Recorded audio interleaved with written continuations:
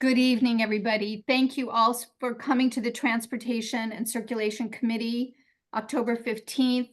I just want to say how much I appreciate you all coming. I know you could be doing something else. So, I do appreciate your time. Let's do a quick roll call of the committee members. I'm just going to do it in order of people I see. Seamus. I think everybody's here. Jim Hale, Trish, Present. Lynette, Here. Ted, Here. Tom. He's on Present. mute. Oh, there Oh, you go. there you are. Okay, is Jeff Bartell joining us? No, he has another meeting tonight. Okay. All right, everybody's present. Thank you again. All right, I have two announcements to make. And one has to do with Mr. Cross. Tom has agreed to help me with a project that I've started for our transportation committee, and that is to put out social media posts on Nextdoor. And let me show you what I'm talking about.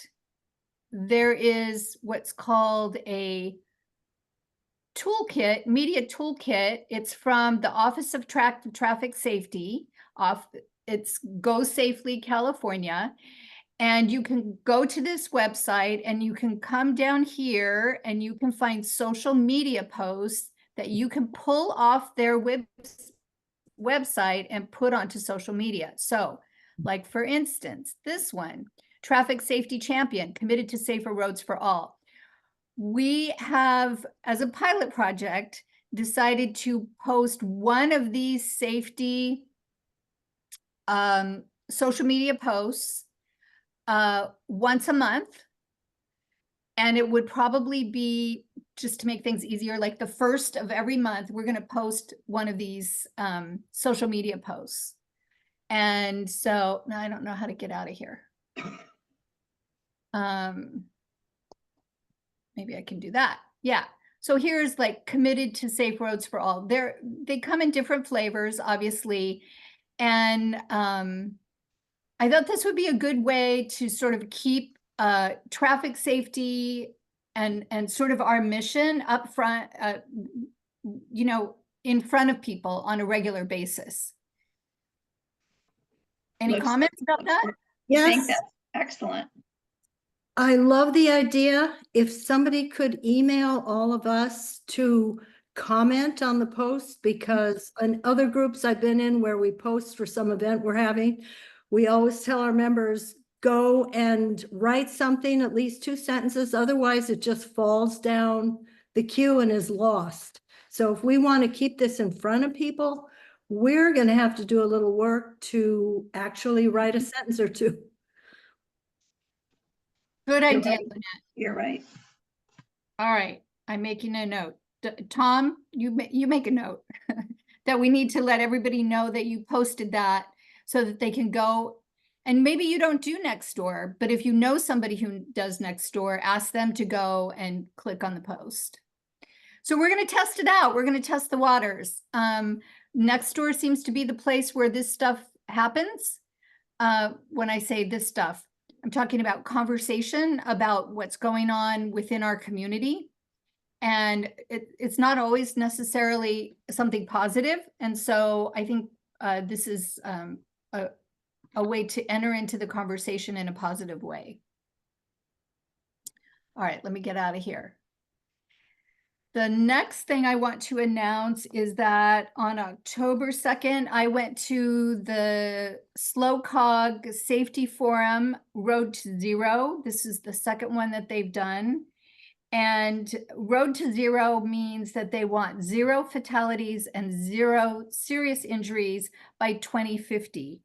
So just to give you some stats, in 2023, there were 17 fatalities in San Luis Obispo County and 128 serious injuries that occurred due to traffic, severe crashes and within SLO County.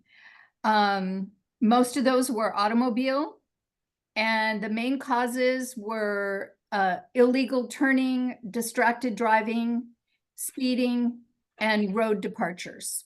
So those are the largest, those are the ones where there was the biggest issue. And they are starting a campaign to emphasize reducing speed, reducing impaired and distracted driving, identifying vulnerable road users, animal strikes, young and aging drivers, and being aware of the unhoused community. So what happened at the forum is they had people coming and talking to us about all of those issues. They had somebody from Fish and Wildlife talking about what they're doing to keep the animal crossings to a certain area and then create an overpass or an underpass so they can pass carefully. And I can tell you, Jim and I we were driving up to Paso Robles on Sunday, just as we were entering into Paso Robles, right, Jim? Yes, we were getting off on the Spring Street exit, and we were about maybe 200 yards before the light. And I looked to the right, and there are two young deer and a mama doe standing on the side of the road, looking at us like we're going to cross. And there were 3 lanes of traffic. Correct. Right? We were the one farthest away from the deer, but I was like, stop. And Jim looked, he didn't know why I was yelling, screaming. And then he saw them. And so he stopped, and then a truck went by, and then the first little baby deer hopped out and ran in front of our car. I thought we were going to hit it. And then the second baby deer, anyway, they all crossed our direction of traffic, but then they still had to cross the other side, the traffic going back the other way.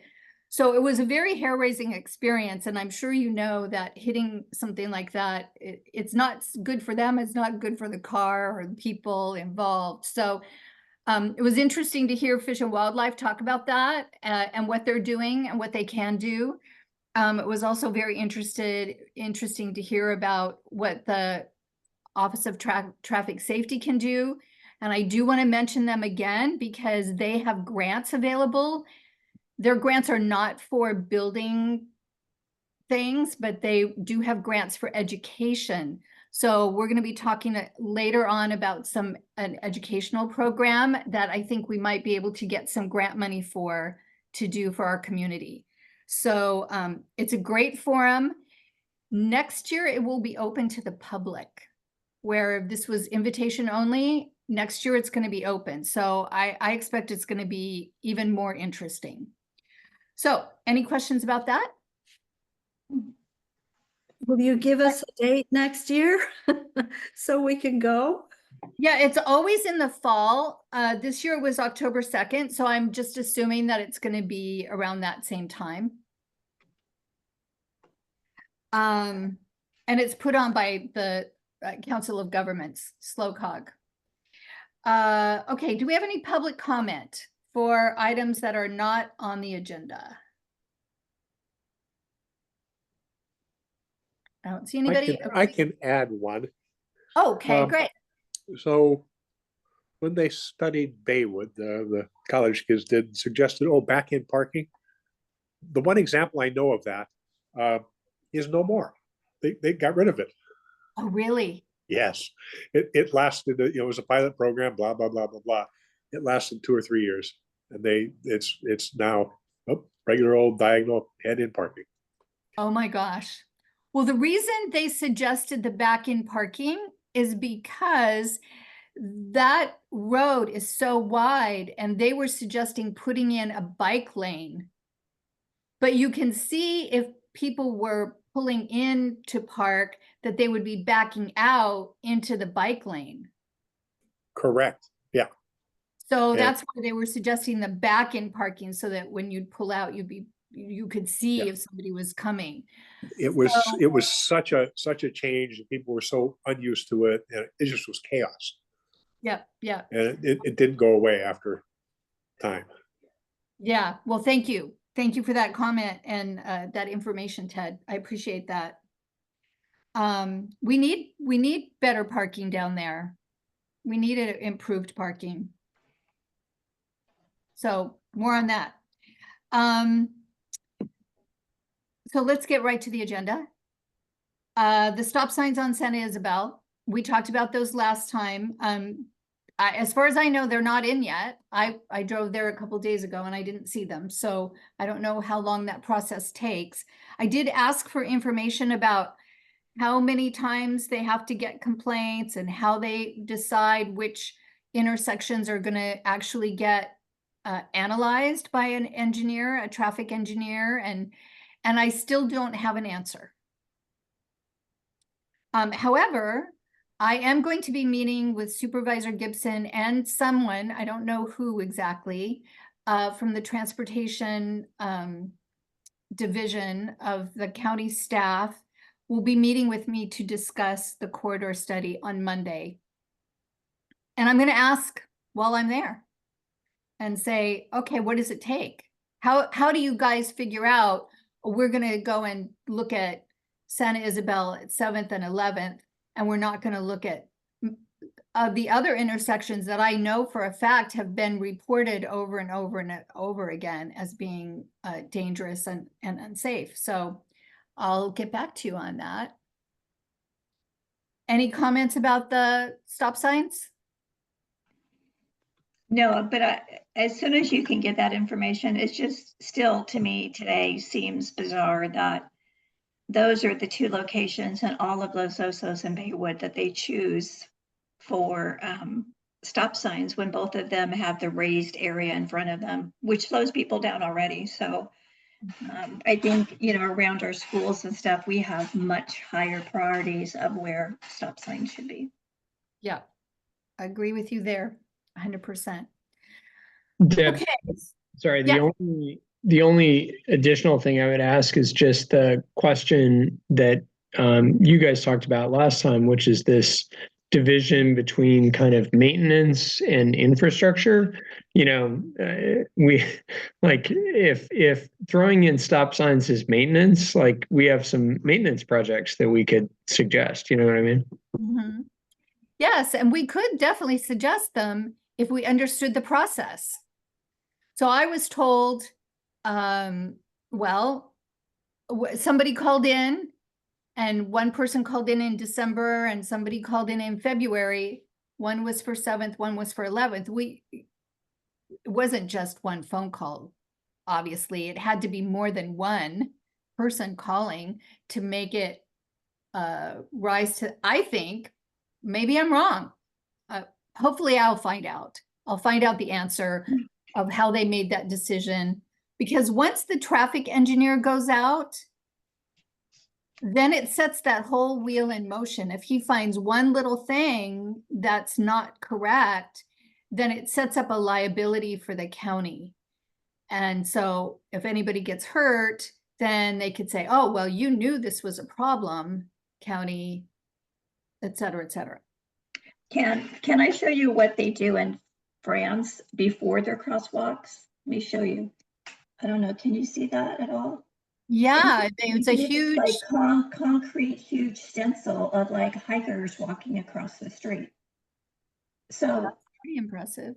I'm kind of thinking that in the middle, we get a stencil like that in the middle of the night, we go out with bright yellow paint that dries really quickly. And we start stenciling some of our really unsafe areas with, little kids. Oh, and the other thing they had in Germany is they had 4.5 foot cartoon children characters made out of something heavy, concrete, but they were painted very colorfully at every crosswalk. Like they were getting ready to go across the street. They had those characters. And man, when you saw that character, you just knew that you were slowing way down, because even though it was a cartoon character, it was still a child, and it really got your attention. Fascinating. Okay. So Interesting. travel is important. Interesting. Well, I kind of like your idea of being radical graffiti Yeah. traffic artists. Well, I was thinking on my walk, I'm thinking about 3:30 in the morning, but it has to be very quick drying because traffic is going to start, after that. Yeah, yeah. Okay, let's get to the quarter study. Now, let me tell you, let me go, hold on 1 second while I get this up. The quarter study is in 12 segments. And we're not going to get through all 12. 9 of them actually apply directly to our community. So I want you to take a look at this list and let's decide where we want to start. So we have starting at Rodman to Montana de Oro. I think that's what it is. Let's take a look. It's actually to Montana. Oh, that's right, Montana. Mr. So Doro. this would So be, yeah, If yeah. you wanted to start at Montana de Oro, start with the second to the last one. The second to the last one. Yeah, it's the one that has the people coming down the hill toward Rodman. I have to get rid of this. How do I get out of here? All right, hold on.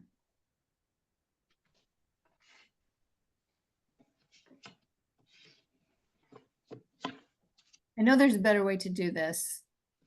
Let me go here. Share this. This one. Is that what you're saying, Ted?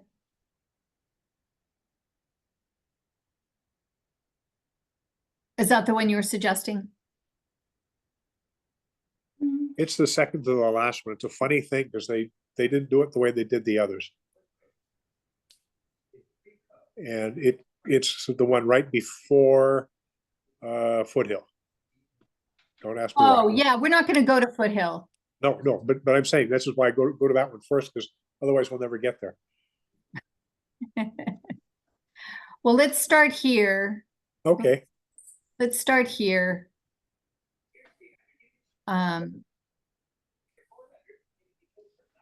Okay, do you see that? Yeah. All right, let me just tee this up. The top is existing. The bottom is previously approved. So this has nothing to do with what we want. This is simply them just looking at what it is today and what has been previously approved in the Los Osos community plan. We don't know what they're proposing to do. I know Josh Roberts has told me that this sidewalk should be extended out all the way to Rodman. So I'm assuming that that is a proposal that would be, or at least go all the way to Seawind. This sidewalk would go to Seawind. So I'm making an assumption that that is a proposal that we would see in the new study. It's not showing on the bottom one though. That's because the bottom one doesn't mean anything, Trish. And this is the part that I think has been so confusing and not helpful. When they presented this at Monarch Grove, this is what we saw, which really didn't make much sense to anybody, in my opinion.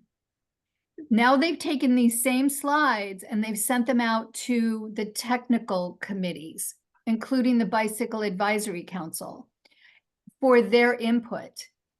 So they don't even know what they're inputting into. They're just looking at, okay, this is what it looks like now. This is what has been previously approved. So let me break that down for you. Previously approved means it exists in the community plan that was developed in 2016. If something doesn't exist in a plan, then it's never going to get built. So we need to put the things we want in the plan. How do we get them in the plan? I'm not exactly sure how we get them in the plan, but the whole point of the corridor study was to get input from people, the social media and all of the stuff that we did to figure out, okay, where are the problem areas? So now I feel like I need to shepherd a little bit more the conversation and make sure that we are getting the things that we want in the new plan. And when I say the new plan, these are going to be modifications to the Los Osos community plan. So there's nothing here to really guide us other than whatever it is that we think needs to be included. So when I meet with Josh or Jake or whoever it is that they're going to send to meet with us, I want to make sure I have a list of the specific things that we need in these areas that we think are critical. So can we start with this slide? Yes. So I have a comment about this slide. And Yes. actually, it's the one further up the road, because when they reduced the speed limits to 35, they did do it south of Rodman. Mhm. And so people come flying down that hill because, oh, look, it's a straight part of the road. Oh, it's downhill. Oh, it says 40. And they come blasting down there, and then they see a 35, and they don't slow down. Right. So they come roaring past Rodman, going way faster than they should be. Yep. And that goes for bicyclists as well. Okay. Excellent Uh, comment. So that's a comment to maybe add to that to get that speed limit down, because it's not helpful to have it being 40 there. No, I have to jump in the bushes way too often. And don't you think this sidewalk needs to go all the way to Rodman so people who are crossing at Rodman have a sidewalk to go to? You know what? It needs to go further than that. It needs to go to that, is it Seaview or Sea Lance? What's the street? Here, Seawind? Seawind. It needs to go to Seawind because in the mornings when I'm crossing Pacho, I do see a lot of dog walkers going west, towards the park. Mhm. So they need a safe way to do that because just as you were saying, the cars coming down that road and the horse trailers coming down that road and motorhomes are going way too fast and there's no place to jump, really. Right. Unless, I think I posted a photo on this stretch of the corridor study showing my dear wife, on the far side of the road, right up against the weeds, which are right up against the edge of the pavement. Mhm. Yep. And they were about 3 feet high. Yep. Yeah, oh yeah. So this sidewalk right here, you can see my arrow, right? Yep. Should go All to the way to Seawind Seawind. and all the way to Rodman so that people can cross here. Correct. And we need a Yes. crosswalk. Yes. And to be honest, I mean, I would I would not feel comfortable in a crosswalk. I mean, I know anytime we talk about sort of pouring concrete or doing any of those things, it gets expensive. But I agree with Ted. I don't think people are going to slow down. No. Frankly, even if you put a 25-mile-an-hour sign up there, right? People notice that the road is big and straight and fast. And, so I don't know if there's a yield to pedestrian sign or, something that sort of alerts drivers that there are going to be people crossing the street there. Yeah, I think we're going to need like a flashing light like they have by the post office of some sort. I know at the post office today, as I was driving to Ralph's, there was there was a bicyclist and people trying to cross right there, which has the lights and everything. The cars were not stopping on either side. I stopped, almost got rear-ended, and a bicyclist had to weave through the cars in order to get safely across. He was in a crosswalk, and so is this poor lady trying to cross. So we've got to do some better crosswalk rules and regs in this town. It was a crosswalk, the lights are on, stop your freaking car. But I think, we had talked at one time for this Rodman to be an equestrian. Yep, which is so much cheaper. And we Yep. could still have like the flashing light, horses crossing or whatever, horses, people with dogs. That would help. That would help.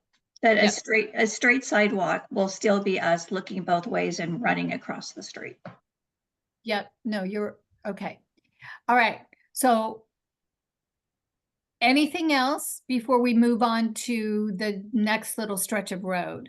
So for this one, we have reduced speed limit. We have the sidewalk being extended to Seawind and crosswalk at Rodman with flashing lights. Is that what I heard? Well, I think the sidewalk should go all the way to Rodman. Well, no, past that one. What's the one past Rodman going west? Well, Rodman ends in a Here's T. Rodman. Sea, Yeah, I know, are but you it, talking about Seawind? yeah, Here's Seawind right here. no, what's the one west of it? Further west that you can take down to the dunes? It's Seawind. Yeah. Yeah, Seawind goes to the dunes. yeah, that's the one. It's further west than Rodman. That's the one that I would love to see the sidewalk go to if possible. Just because the dog walkers are going up west of Rodman towards Montana de Oro to get to their houses after their walk. Oh, they're But going, don't you want the sidewalk to come all the way to here, Trish? No, further west than This way. Rodman. Yeah, it's a turn further closer to Montana de Oro than showing up. correct. Yeah, Okay. it's not on this map, but Oh, gotcha. Okay, well, this is the last slide. Okay. All right. Anything else on this? no. Okay. Let me go. So now, all right, I'm gonna do the next one, but then we're gonna just look at all of these and you can tell me which ones you want me to pull up because we may not get to all 9 of them. Because there's 9 slides for Los Osos. But let's take a look at this one. All right, this takes you to Montana Way, which is Vista de Oro.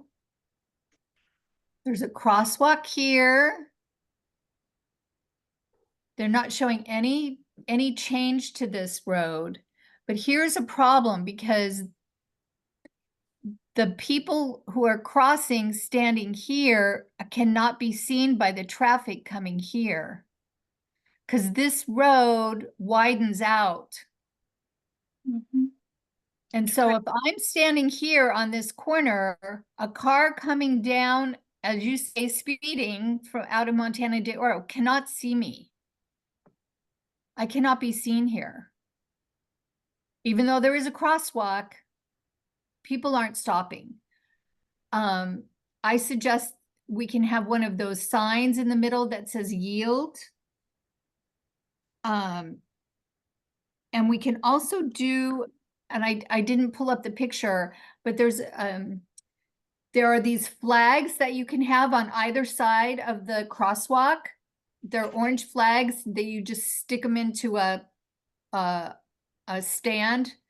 You might have 3 on one side and 3 on the other. And so you pick up this flag and you enter into the crosswalk. You have a flag in your hand so people can see you. When you get to the other side, you put it into the stand. And then when you come back, you use it to come back.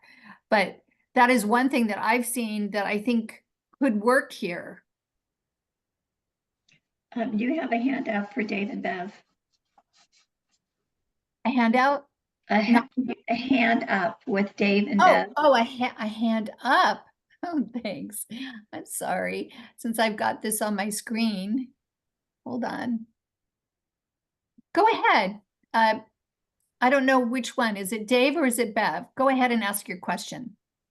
It's Dave this time. I just wanted to add for your last slide. I doubt it that the fire department would like it, but you could always try for a speed bump there on that downhill stretch from Montana de Oro. I would love that. Yeah. I would love to see a raised crosswalk there that actually raise up that crosswalk like they have on San Isabel. Right. I think those are called speed tables on San Isabel. Yeah, a speed table. And that's not so bad for the fire department because they're wider, so they won't pop you up.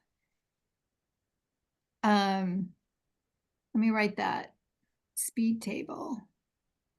Okay. What else? Anything else on here? We could use well, there is a little path here, but I don't think there's a bike lane here. This says improved crossing on Montana Way, continuous bike ped path to the school on the north side. Right. So there's a whole lot of pavement on that whole stretch from Monarch Grove up to Vista de Oro, and it's all dedicated to cars. Right. Yeah. And that may not be the optimum thing to do these days. No, we need a road diet. They made it too big. Yeah. But you know, striping it for a big bike lane or bike lanes on both sides would be helpful that way. And I think if Somebody else, go ahead. if you look at the existing, both the existing and the previously approved, there, you know, as Ted kind of pointed out, that road is wide. You can see the median, the yellow lines in the middle have a big sort of gap between them. So there's room to kind of shrink the width of the traffic lanes. Yeah. Yeah. I don't know why it was done that way. It's very interesting, but Well, I can tell you, it's the county standard. This is how we do these things according to their little diagrams in the back of their manual. And it's very old school now. it's very old school. Very old school. All right. So where do we want to go next? Should we just keep going down Pacho to Doris? Or do we want to do Doris to Broderson? What do Well, you- we're going pretty quick, so why don't we just go to the next one? All righty. So I don't see any difference between what we have now and what has been previously approved. I don't see any changes here except crosswalks here at Doris, which would be Monarch Grove Elementary School. That's the only thing I see different. Oh, I did a count and a linear measurement along LOVR there. And it fits the new state designation for a residential district with houses on one side. And that means that they can put the speed limit to 25 without bothering with the traffic study business. That might be a good idea all the way down to, because I did it all the way down to Palisades. Okay, that's excellent, Ted. All right. So it could be or should be 25 miles an hour through there. Right. So the state changed the definition, and I think the old definition said, well, if there's nothing on one side of the road, well, it can't be residential. And the new definition says not so fast, guys. Okay, so even if there's no school, because obviously if school's in session and there are kids going to school or leaving school, it should be 20, right? Yeah, 20 or 25. I mean, I'm happy with lower, but some people would get mighty upset. But you know, that's them. But to slow down there. Yeah. I don't have a problem with that. And I certainly, any other comment before I move on to the next one? I would say the only difference that I noticed is they do have some little bulb outs right at Doris and LVR. If you look at the previously approved, the corners of that sort of intersection there are a little bit different. Now, I don't know what that looks like, physically, right? Is it a foot? Is it, 6 inches? But there is a little difference there. And so it would be interesting to ask, right, if this is previously approved, does that expedite our ability to actually see it, right? See it as in, would you actually, Do it. build it. Yeah, yeah. Yeah. See it in real life rather than just on a aerial photo. well, I don't know about the sooner part, but it definitely means that if they were to fund improvements, and obviously I think that's where this study goes. It's like, once the study's done, then they go out and they try to find funding for it. Now, I have been told by someone at SLOCOG that they were expecting the county to actually put forward a grant funding request for Los Osos Valley Road for that's the next section we're going to look at, but where we want to have the separated bike pedestrian path, and the county didn't do it. And so they're hopeful that the county will actually ask for money to do that separated bike path. If it's on the plan, then SLOCOG can fund it. But the county has to ask for it. Does that make sense?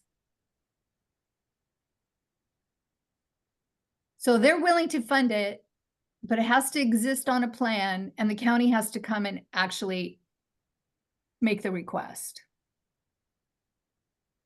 And then, of course, there has to be money for it. But anyway, so yes, I wrote down the bulb outs and the crosswalk here. And I don't see anything else that's different. So we'll go to the next one, which is Doris to Broderson.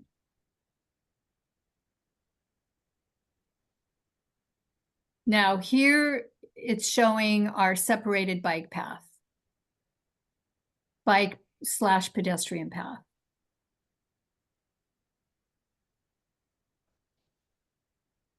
And we know that we have some issues with this because these homes from Pine, is this Pine? I can't see where Pine is. Here's Pine. So from Pine all the way to Doris, there's some right-of-way issues. There's no right-of-way. The homes are very close to the street, and the likelihood of us actually being able to build a separated bike path there isn't very good. And when I asked Josh, well, so now what happens? And he goes, well, eventually someday those homes will be sold and torn down, and then you'll be able to build it. Okay. Which wasn't a very satisfactory answer. That could be 100 years from now. Exactly. But it exists, okay? It exists on the plan. And then here's another improved crosswalk here at Pine. An improved crosswalk here. I think this is Alexander. And I don't know if anybody lives up here, but I know that there are some issues with people coming down Alexander, turning here and wanting to turn on Pine, that it gets kind of tricky because traffic can back up. But anyway, these are the comments that they already know about. So we want to make sure that, well, we want the separated bike pedestrian path. That's like, I think we can all agree that this would be our #1 project. Well, definitely. But what are the green dots on the south side of LOVR? I don't know what those are. I think I think that's supposed to be bike paint. a bike path, but cars park there. I think those aren't physical. I think that's literally just green stripes on the road, kind of how they sometimes identify a bike lane with that green paint. Oh, okay, that makes sense. So is that supposed to indicate a bike lane? Yeah, I mean, if you look close, right, there is a sort of painted bike lane on the previously approved. You know, on the south side. So, wait a minute, let me take a look here. Oops, I didn't mean to do that. So it looks like they're trying to put a bike lane in there and still have parking. Am I seeing that correctly? Is that what you guys see? Yeah, I think that's right. Because the existing one has that 8-foot lane on the shoulder that we've, you know, bikers complain because cars park there and there's no place for the bikes to ride. Yep. So we have PPP up here, so that's all parking. And then down here we have PPP, but then we also have green. Yeah. So that must be what it is. Bike lane plus parking. So I'll get confirmation on that, which would be great. That would make such a big difference down there. But I'm not sure how they do that with the existing road. Maybe there's room there. Yeah, I don't think so. If you look from the bottom to the top, if you just look at that white house all the way on the left, This there's a one? big, yeah, if you look at the top one, there's a big like circular, I don't know what that is, maybe a planter or whatever. But I mean, it looks, I don't know, like 10 feet. And if you look at the bottom one, it's completely covered up by road. So I think that's a pretty big incursion into. Yeah. Yeah. Right, and where it says Los Osos Valley, there's a structure, house, I guess. Here. Back from the road a little bit on previous, on the existing, and then previously approved. They widened the street right up to the outside wall. Yeah. Yep. Here there's it's a driveway and there's 2 concrete columns. And then there's that huge tree. And you see here the huge tree is gone and the concrete columns are gone. So obviously this is them encroaching upon somebody's property. But I've checked multiple times, there's no right-of-way easement for them to actually take a right-of-way here. Dave, do you have your hand raised again? Yes. Okay, go ahead. Yeah, I raised it. I just wanted to mention at Pine Street, one of the issues that we've heard about in the past, and maybe it's corrected here, I don't know, but Lynette may remember this, was that when the traffic is stacked up coming up Pine Street to go to the school, the bus can't make a right turn on Pine from Los Osos Valley Road. And so everything gets completely bogged down up there. So anyway, that's just another point at Pine and Los Osos Valley Road that I remember from the old days on the Traffic and Circulation Committee. You're right. Okay, the bus is going west on Los Osos Valley Road and it's going to turn right on Pine Street. Is that what you were talking about? Correct. And when the lane is full of cars there on Oh, coming up Pine Street, then the bus Oh. can't fit around the corner. It can't, Now, yeah. I don't know if that's the bus, I don't know if the bus is always coming through there at school in the morning when school is opening or what, but that was an issue that got mentioned years ago on Traffic and Circulation.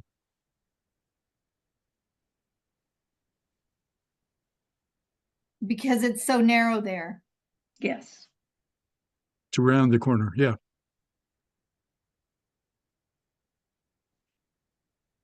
Okay. Try to write a note to myself so I know what I'm talking about. But yeah, I can see where that would be a problem It's Yeah, not the much city space there. buses have the same issue. Not- If the lane is full and they're trying to turn right, they Mhm. have to wait for some cars to move before they can go all the way down Pine. Okay, all right. Well, I hadn't heard that one before. Thank you for that. That's very good. Okay. Let's go. Are we done with this one? Should we go on? Yeah, Deb, I would just ask, like with that last one, Mhm. what I don't know what they say. Like, is there a halfway point between, because what's on the previously approved slide looks good to me. I guess the question is, like, since this is not in the sort of realm of possibility anytime soon, is there any kind of like halfway point to, you know, make this a little bit safer for kids, for bikes, for, you know, all that kind of stuff?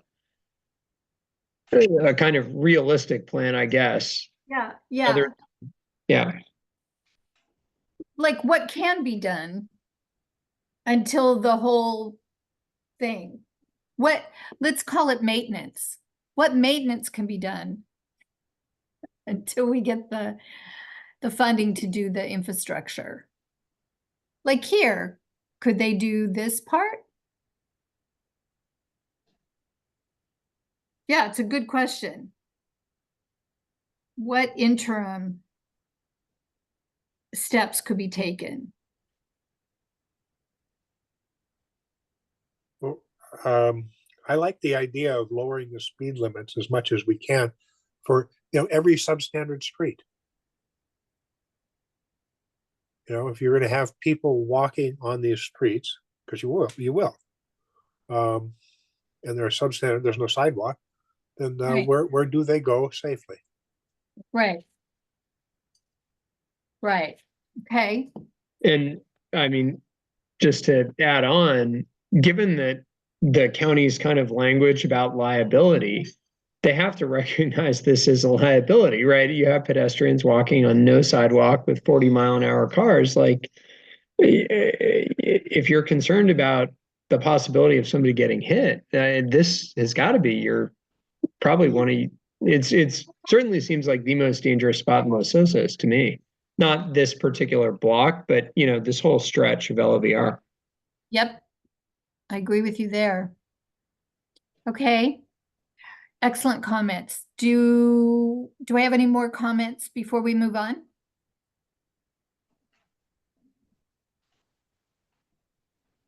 Okay, so where are we here? Broderson to Ravenna. So, you know, it's the continuation of the separated bike pedestrian path, and then we have the bike lane. I guess this bike lane does exist already. So, I don't think so. This is the same situation that we had back by Doris, which is cars park in the bike lane. Correct. And so there is no dedicated bike lane, I guess I would say. Yeah, oh yeah, you're right. I can see it here. This is what this is existing. but they're not showing the green dots here. Well, a little bit on the left, A little bit. But yeah, so where are they getting the extra space? Well, they're getting it from this side. Where it's, well, but the green line doesn't go all the way down. The green line is only on the intersections. So when the car gets through, I mean, when the bicycle gets through the intersection, they can hit a parked car and then they're back out on the street. So, you know, don't just do a green to the intersections. It's got to be the whole road. right. So it So needs, where is that going to go? the green needs to be all the way. But see, if we look up here, this is what exists. There's not very much space here. And then we look over here, they took some space from somebody.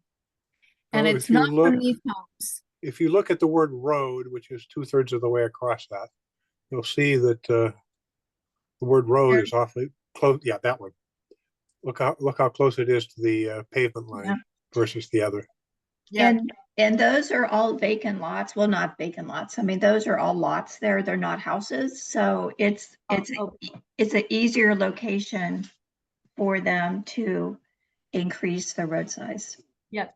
So that's what's happening there. So there's not the problem that we have Pine to Doris here, because there is this open space where they can take, where there is room to, widen the road.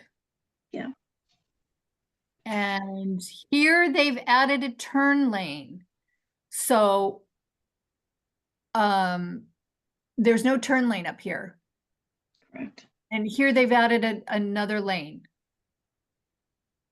And you know what? They added a lane back here too.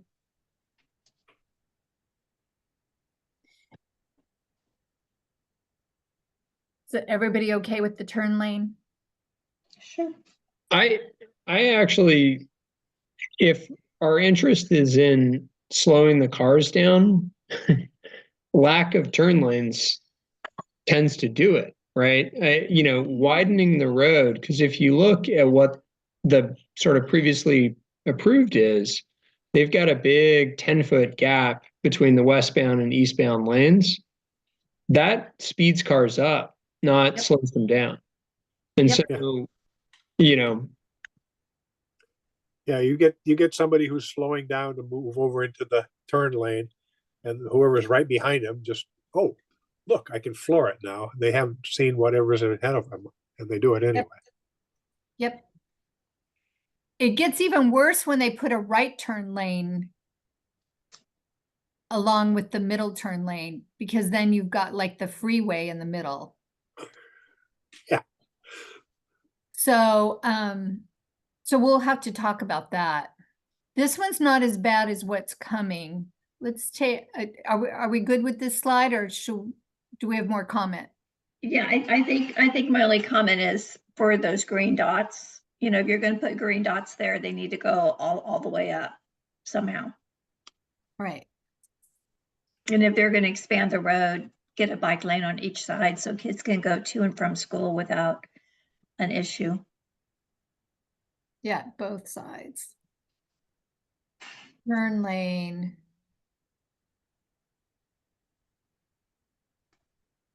I'd rather have the bike lane than the turn lane. Okay. All right, let's go to the next one, which is Ravenna to Palisades. Okay. So, turn lane, turn lane, turn lane, turn lane, turn lane.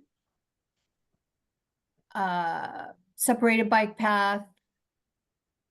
I think this is supposed to be bike path and parking and a healthy crosswalk.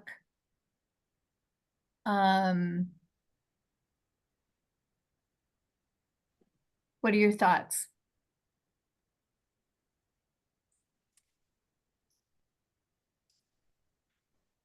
I would just say the same thing about what we said in the past, which is adding a 10-foot gap in the middle of the road is going to make cars go faster rather than slower.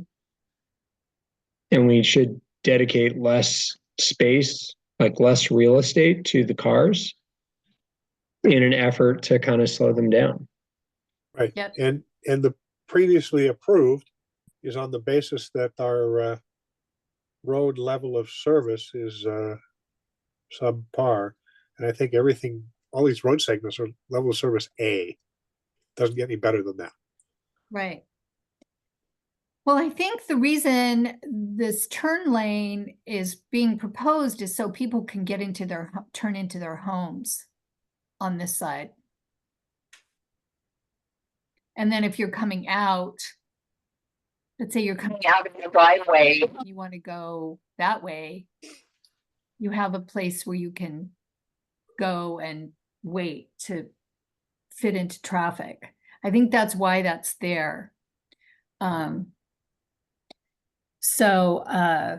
Because honestly, I wouldn't want to live in these homes where you have a tiny little driveways, and how are you going to get out onto Los Osos Valley Road? It's just You're just right there with traffic, I agree, it's difficult, and especially when cars are going fast, especially when cars are going fast.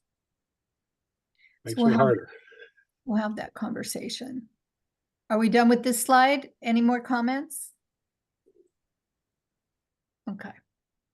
So Palisades to 10th.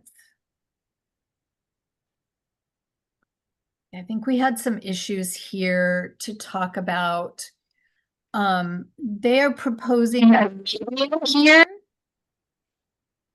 Yeah, I think some of the questions that came up at the corridor study that we had in town was the fact that trying to turn into Rexall or the gas station or any of that is going to be much more difficult now. You're going to have to make U-turns after U-turns. If you left Rexall coming out, you're going to have to make a U-turn if you're going west. And what's that going to do with the lights? I mean, are they going to have a left turn light? Or are they going to have a U-turn? I mean, what's going to happen in this area?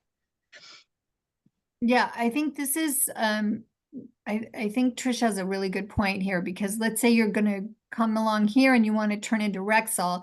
Now you can't turn into Rexall, so you have to go down here. Now what are you gonna do? Make a U-turn? Well, what if you can't make a U-turn? So now you're just stuck here until you can make a U-turn. Right, and I've seen more than one.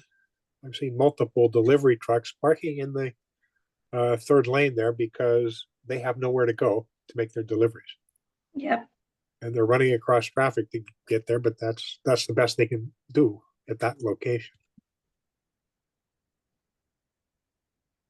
and that would be eliminated if a worm was put there. Yeah, it would make it really hard for deliveries for the restaurants that are there, for Rexall that's there, for the gas trucks even. Yeah, Yeah. yeah. Yeah, I don't think they thought about that. And I'm not sure, is this the same as this? There's already a median there, is that right? Correct. Okay, I just want to make sure that they didn't change anything there. Yeah. I mean, I don't know about you, but this turn lane here seems to be working fine. People pull out of the traffic, they wait, and then they pull into the Yeah. parking lot. All right, so that's good comments there, guys. Thank you. If you look at sorry, Deb, if you can go back, Yep.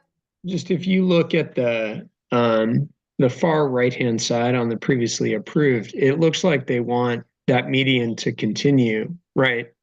Oh, yeah, that's true. And You're right. I think you would have many of the same issues we already kind of covered. Yeah. Let's see. Because if you go into the bakery or the bookstore there, the only way you can get out is to come out that same way. And if you want to continue on, you have to make a left out of that one driveway. That's right.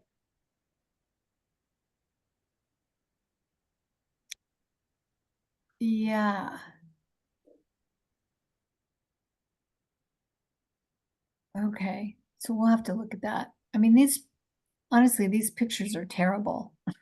Yes, they are. They're just terrible. You They can't. are. So, and Dave's hands up. Okay, Dave, go ahead.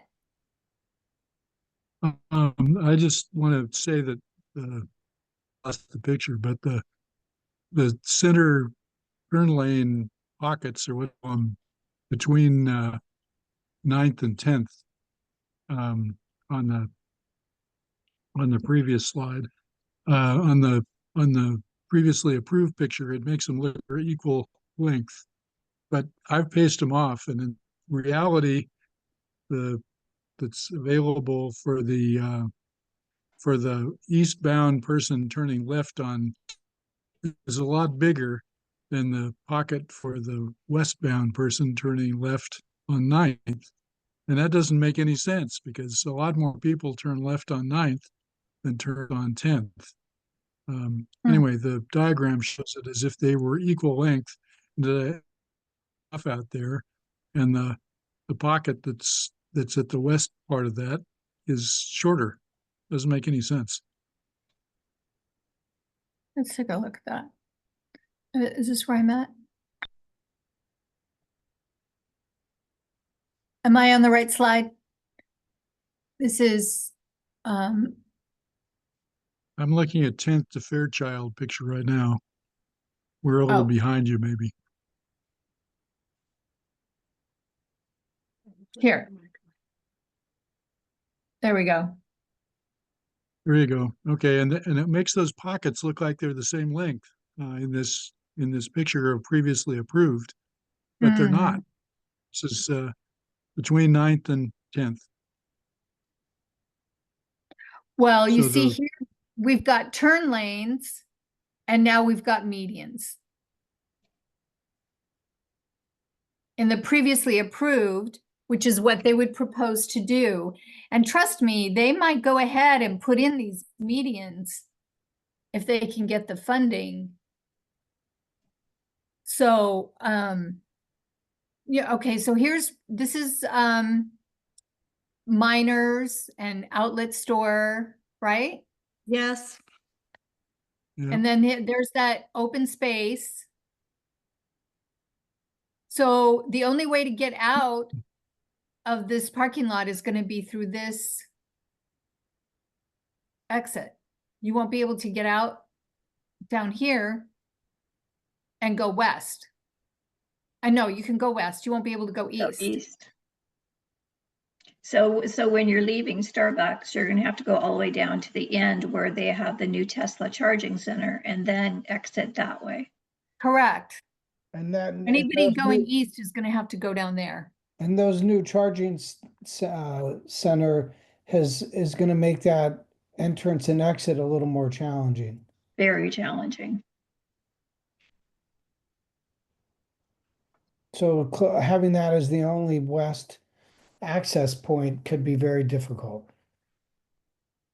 well, they didn't know about Tesla when they were doing this previously approved plan, so maybe they need to rethink it. Yeah, And they they do. might just want to talk to the tenants of the shopping center. Why would they do that if they won't talk to us? Why are we Right. laughing? Because That's they a get good sales point. tax revenue. Yeah, so the median, I feel like the medians here are a problem. And I'm not sure why they're putting them in. What's the logic here? To slow traffic down? Medians No. speed up traffic, right? Their only reasons is to further piss off Los Osos. Well, here, so, here I can see you have a protected turn lane, I To like come. the turn lane, love the turn Okay. lane. protected turn lane here. Okay, fine. But here, instead of a median, this needs to be a turn lane so people can get out this way. There should be 2 ways to get out of this parking lot, not just one. Well, there is 2 ways, but one you can only turn west. Or east. Yeah, West, west, you're right. west. Yeah, you can only go west. And the other place where there's a change is at the post office, so that to get into or out of the post office, we got to drive by subway. Yeah, Yeah. Are you right? And you go- someday that's supposed to be a signal there at Fairchild, so maybe that will make a big difference. I don't know. Okay. Well, we'll have to have some more talk about that. So is that a new crosswalk at Fairchild then? Or Well, is no, it- this no, is No, that's the that's one with- that's got right. lights. Yeah, that's right. That's the one with the beacons. Okay, yes. that's the one that no one stopped at today. Not surprising. Now see here, this median isn't a problem. This is Ralph's, right? No, this is No, this- that's Ascendo Coffee. Endo. Ascendo Coffee right there. right. And So you I just think, we all know if we stop at Ascendo Coffee, that we know which exit to take so that we can turn left or turn right, you know? right, And because you can it's go just- out onto Fairchild. Correct. But didn't Ascendo just close? I saw something on their door. I hope not. Uh, It was on next door. Yeah, Oh. they're closed. I don't know if it's permanent or temporary, but they Oh. are closed for the They moment. don't, they don't say. But that's not a high traffic place like grocery outlet plus Rite Aid plus Miners Correct. is. Yeah. 100%. or Ralph's. And Absolutely. it's okay for Brightside Pizza, that's right, what we can't see, that's beyond the picture. I Mhm. think they're okay. Yeah, because I think, you know, people who go there can exit on Fairchild. Right. Yeah. Okay, any more comments here?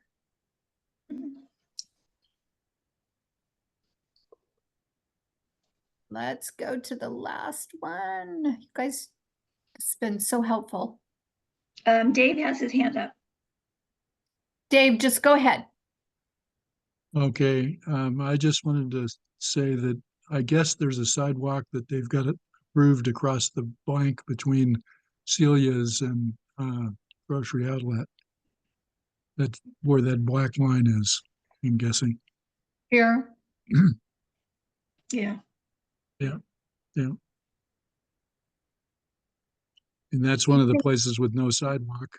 And on the last one, nobody mentioned the place where there's no sidewalk down there, next to the, in between Mechanics Bank and Chase Bank. There's no sidewalk there on that side of the street. Wasn't Oh. those sidewalks required? If you put a building there, then you had to build a sidewalk? But since Yes. nobody is building anything there, no sidewalk. Yeah. Yeah, so it's kind of dumb because we can't walk anywhere because the sidewalk stops right at the edge of the building. I mean, that's part of the issue with the sidewalks and with the narrow roads is you can say, well, such and such an intersection or such and such a stretch of road is a dangerous place for pedestrians, but it's not that bad because nobody would walk there because it's so terrible. No one wants to walk there. Right. But the reality is people do walk there. Yeah. Yes, they do. Yes, they Some do. do. Okay, let's go to the last one. All right, Fairchild to South Bay Boulevard. I don't see any changes here.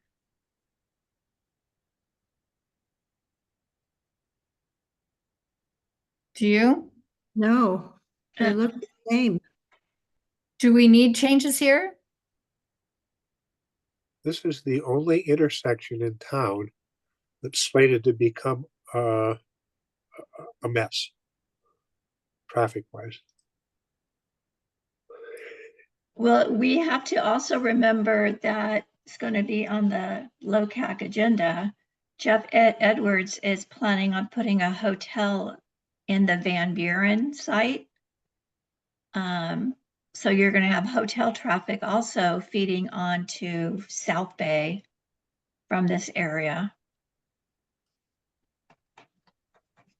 Yeah. I think they were talking about having double left turn lanes, South Bay and LOVR. Yeah, I remember that too. Double left turn. I don't see that here. No, but Uh-uh. that's the Ew. discussion based on the traffic study. So how would you have a double turn lane Ugh. on South Bay? They'd have to widen that road significantly. Correct. Correct. Yeah, the other thing that was suggested about the left turn onto South Bay from eastbound Los Osos Valley Road was that they would change the timing on the signal to make it so that it was possible to have two loads of left turners make the turn onto South Bay instead of having to wait through the whole cycle. But I don't think that's ever happened. Oh,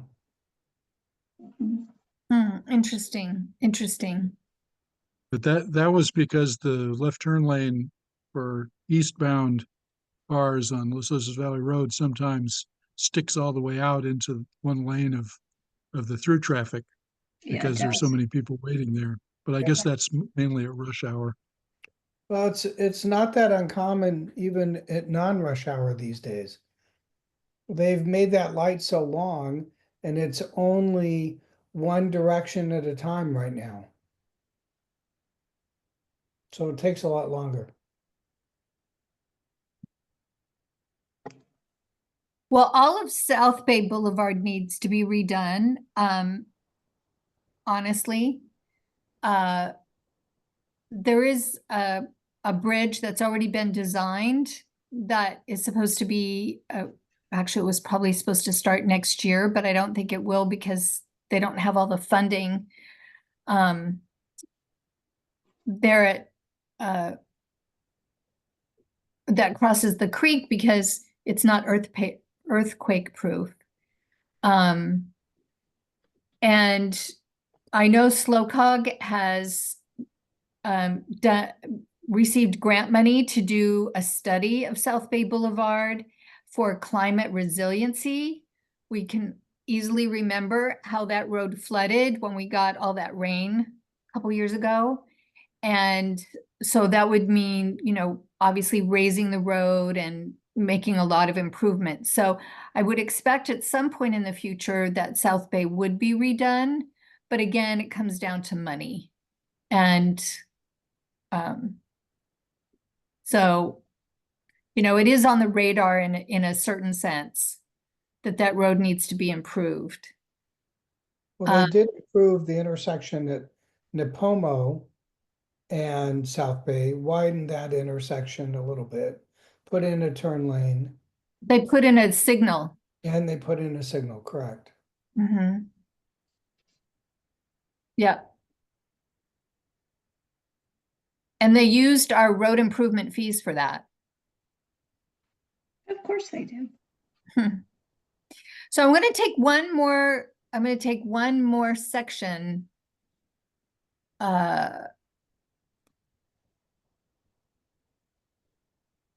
Because this is, I don't know where Oak Ridge is exactly, but this is where the trailer park homes are, I think.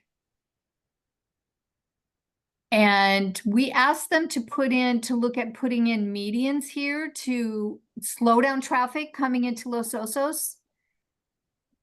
Here, speed reduction features, improved bike lanes, closed sidewalk gaps. But so when when our seniors come out of their homes here and they want to go to grocery outlet, they have to cross 2 lanes of traffic, get into a turn lane in order to go that direction. And it would be safer if they had a median, a protected turn lane. But apparently that's not anything that they're interested in doing. It would do 2 things, not only just give them a protected turn lane, but it would also create a visual that would make the road more narrow, because right now this section of Los Osos Valley Road is truly like a freeway with cars speeding, both coming in and going out of Los Osos. So,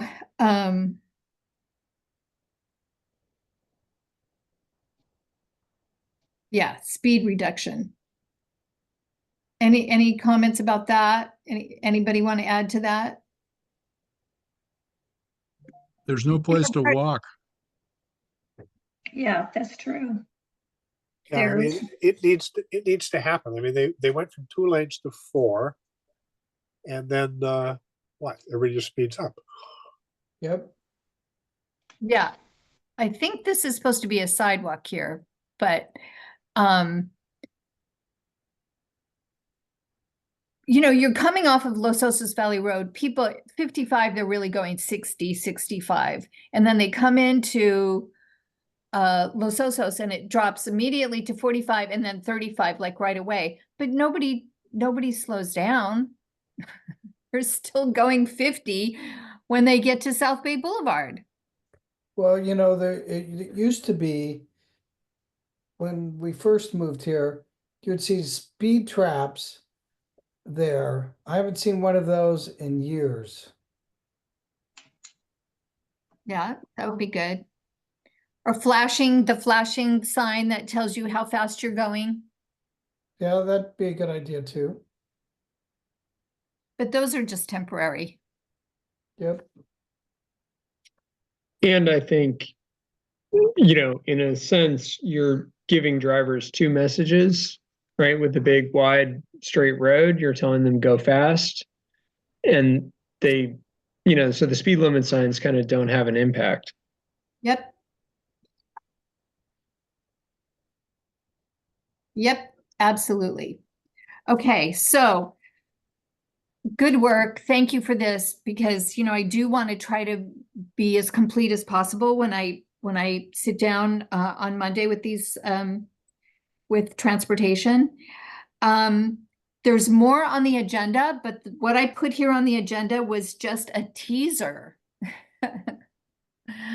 It's a teaser for you to look into and talk about something that Seamus brought to my attention, and that is, you know, some improvements to the downtown Baywood area. And then he has some links here that he, where you can click on and learn a little bit about some of these concepts of a pilot program. I love this idea of a pilot program because John D'Annunzio with SlowCog also talked to me about a pilot program. And doing a pilot program down in Baywood where we would block off maybe half of 2nd Street. And in the summer during farmers market, a whole big section of not just Santa Maria where the farmers market is, but then you make turn and you could go and walk, ride your bike along High Street Deli and all of that. It would be fun. It would be a cool thing. And maybe we do it as a pilot program. So you guys check that out, take a look at that, have that in your mind, because we do want to have a discussion about that. I think we can do this. I think we can pull this off. And I think we can find the funding for it. My only concern, Deborah, with that suggestion, I do a lot of walking around the farmer's market when it's going on, and there's so many people already parking on 3rd and 4th and 5th streets, all the way to 7th Street sometimes, on the east side of the farmer's market, along Santa Maria to El Moro. And if you take away the parking that's around High Street Deli and on 2nd Street, or an ability to park somewhere around there, I think that the outcry of people parking could be even more of an issue. Right, it's an issue. Parking is an issue down there and it needs to be addressed. And we would obviously need to talk to the business owners. But if we just took one side of the street, Yeah, that's not a bad idea. you just take one side of the street and then you maybe just have traffic going one direction or something. I mean, I'm not an expert in this. We need to research this and have a proposal that really makes sense. But I think that is a very, very wide street. And there's plenty of room there to block off a section. And maybe we don't even have to close the street to traffic, but you could just take up, you know, one piece of it and have it be in the summer when kids are out of school. And we could test it out. Let's talk about it. Let's come up with a really good proposal that I can take to SlowCog and to the Office of Traffic Safety and to Bike Slow County and all kinds of people where I think we can get funding for this project to do it. And it might really just take off. And it might be as simple as having diagonal head-in parking on both sides of the street. It's a one-way street. Mhm. You come into Baywood from the south there, and You know, you park in front of the High Street Deli or you park in front of Noise, but you're all always coming in from the south. Mhm. And you exit up to San Isabel or another street there, and then you're out. Mhm. No, that's a good suggestion. I just think that, they close streets, they close Morro Bay, they close downtown slow. I mean, I think closing Second Street is a excellent idea around High Street Deli from, say, Santa Maria to El Moro, perhaps. But if we would just need to come up with an alternative for parking, some place where people could park. Or ride your bike. Ride your bike or walk. And I will say, I mean, we used to, I don't know if they still do this, but I mean, right, we used to pretty regularly close that whole section for like Oktoberfest and for, all these kinds of things. I mean, it's not totally unprecedented. So I like totally hear you on the parking. I mean, when I drive down there, right, dragging my kids right along, trying to get them right into farmers market. Yeah, it's, but I think the idea would be that on Second Street, because frankly, like when I'm pulling my, 4-year-old, like the most dangerous part is honestly crossing Second because there's so many cars driving, everybody's looking for parking. And so it would be kind of nice to, eliminate that or mitigate that in some way. Yeah, we need to go down there and really look at it with that in mind and come up with, like I said, a good proposal and obviously go to these links and look at the concepts that have already, been done, and see what we can borrow from those ideas. The other, and I think the final thing on the agenda that sort of loops into this is I was contacted by a Jessica Crutchfield, and she wants to do a bike rodeo at Monarch Grove Elementary School. And if you don't know what a bike rodeo is, it's where they come out and they do bike education for kids. And they'll fit helmets and they'll teach them how to ride bikes. And she has 2 kindergartners. They're twins and they're riding their bikes to school to Monarch Grove. And she said, we need a bike rodeo, and she wants to get behind it. She wants to get the funding for it. The PTA, she contacted the PTA and they're all for it. And they would like to do something in the spring.